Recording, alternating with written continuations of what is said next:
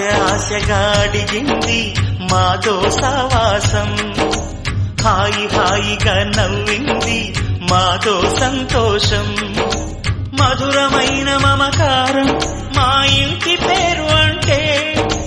మనసు మీటు అనురాగం మా మాట తీరు అంటే, బతుకంటే ఎంత బాగుంటుందా అనుకోదా లోకం, ఇటువంటి వింత తను చూసిందా అనుకోదా స్వర్గం. సరే పమాగరే సరే సరే సా, ఆశగా అడిగింది